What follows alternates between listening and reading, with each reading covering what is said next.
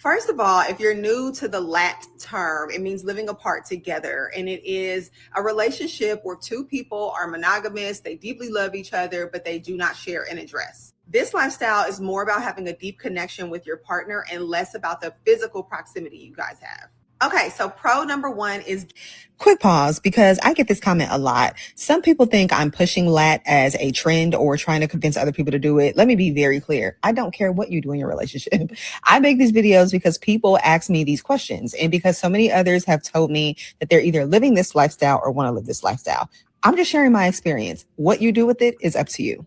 Getting to miss your partner. This definitely spices up the relationship because we don't get bored of the redundancy of seeing each other every single day. It prevents us from falling into the routine of things, and it really alleviates that predictability. Number two is you honestly are having your cake and eating it too. Because if you're like me, like I deeply love my husband, but I also really love living by myself. It allows you to have your own space and the routines that you crave without having to constantly consider your partner. Number three is that living apart together gives you the flexibility in your relationship. You guys really get to curate the kind of relationship you want, be it based on the kind of lifestyle each of you want to live, how often you guys choose to see each other, even down to the way that you want your space to look. So for example, if you've watched my videos, you've seen that my home is very light and airy. My husband on the other side, his home kind of leans into darker earth tones, and we both get to get what we want.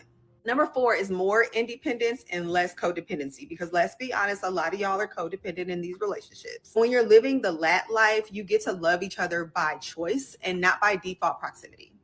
Okay, because everything isn't perfect, let's get into some of these cons. Number one is people are going to judge. So be prepared for the endless, are y'all okay? Are y'all breaking up? Is he cheating on you? Are you cheating on him? Whose idea was this anyway? Like, be prepared for all of that endlessly. Next is the LAT life is going to exacerbate anything that was already challenging in your relationship.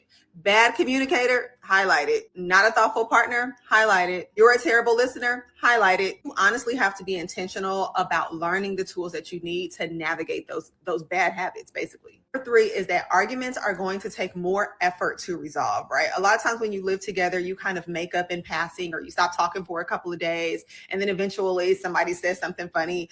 That can still happen in the LAT life, but it's different because you guys aren't seeing each other every day. So you have to make a real effort to communicate through your problems, which I think is actually a good thing. Number four is that the LAT life is not for the insecure, baby. If you got trust issues, this is not the life for you. You have to learn how to trust your partner, because checking in every 5 minutes, wondering what they're doing, wondering why they didn't answer your call. Yeah, that's not going to make you happy.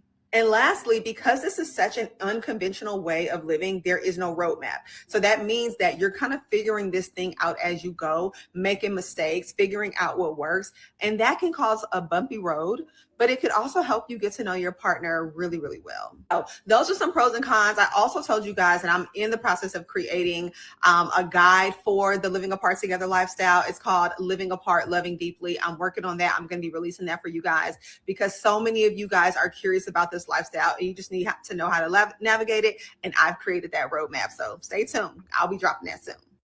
Okay, so let's.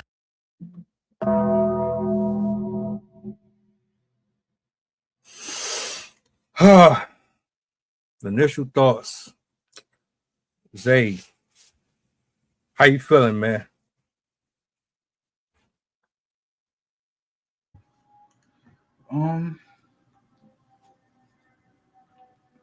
I feel like it's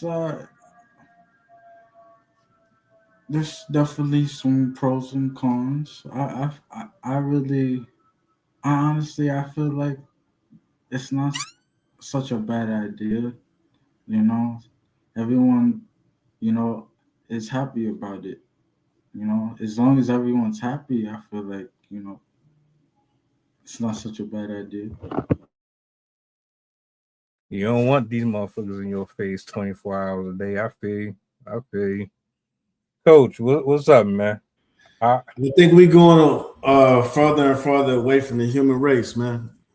Everything that we say we love about being humans, at the same time, we say we hate about being humans, and we want to be isolated and find a way to pick and choose when we just want to deal with people, when we want to deal with people.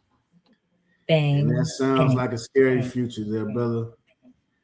That sounds like a scary future. You know what you said? Everybody's gonna be exposable. You remember what you said to me earlier? You said that the woman who was speaking,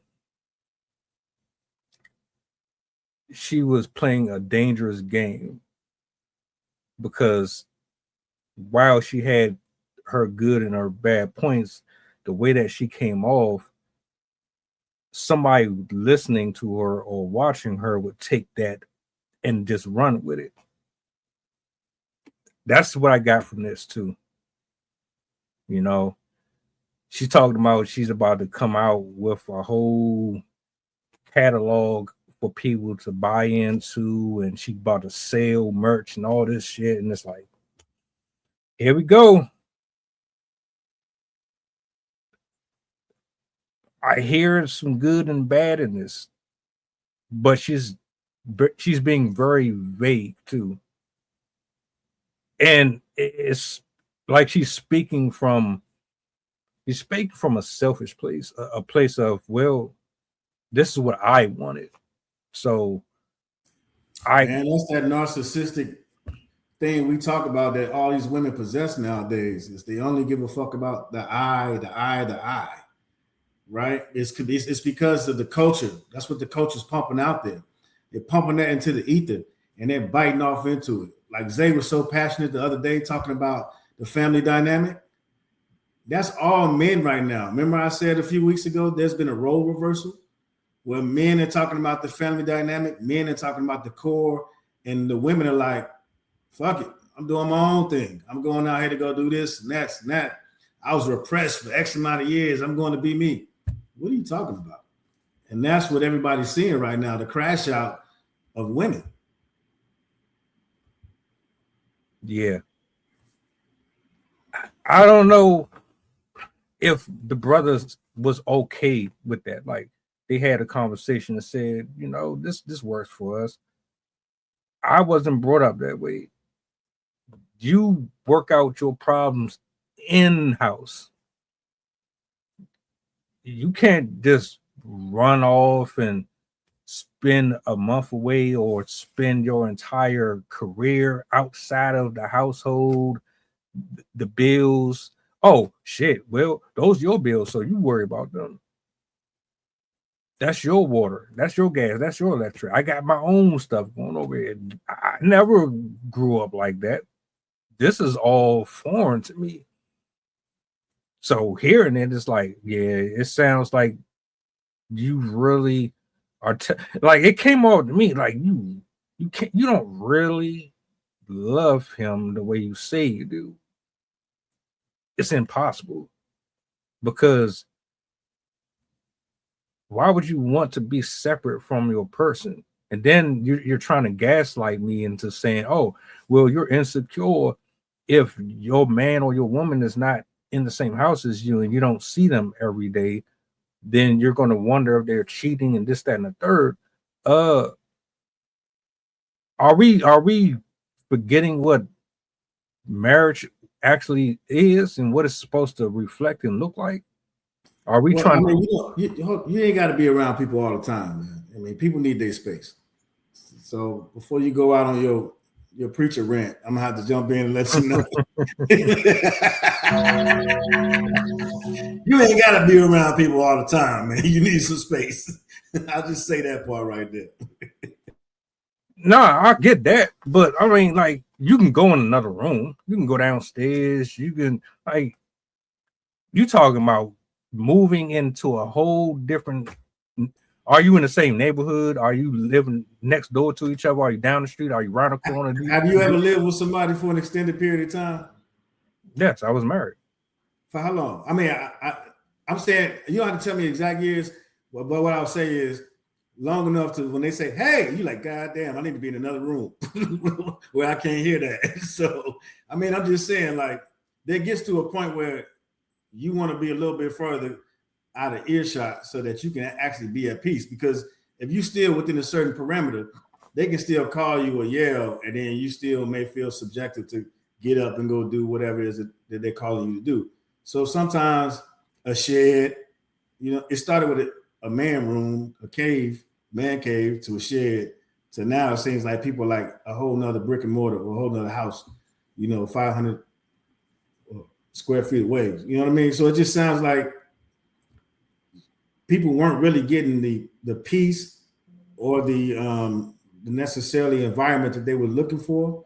So now if they can afford it, they're looking at doing something completely different. That's just what it sounds like. It sounds like I'm gonna say this and then I'm gonna pass it because I want to hear what Zay got to say. It just feels like an excuse not to talk to the person. You don't, and it's just my opinion, of course, but we talk about communication all the time. And this is just my experience. This ain't for everybody. I was married for 8 years. When we got into it, we had a divider splitting our space. She had a TV in one area with a bed and stuff at. There's another TV in another part of our apartment where the couch and the kitchen, everything is over there. So if we had disagreements or anything like that, I would take my weed, I would roll up my shit. Yeah. That was my supplement at the time. She understood it, you know what I'm saying? Shout outs. But I would roll up my shit. She would scream. We would have this back and forth. Then I would go over here. I would watch whatever I'm watching. She would watch Charmed or whatever was on TV. An hour or two passed. We'll come back to each other, talk about it. We might fuck around and get it in before we go to bed, hop in the shower, call it a day. There's ways that you can air out your grievances, separate, and then come back. But you just running off to a whole nother space, I don't know. That just seemed like you're cheapening the relationship and you're avoiding actually dealing with your issues. Zay, let me ask you a question. Anything that you heard from this exchange or you want to add to this for more context? I would say that it will probably be a good idea if the timing, was in a different place.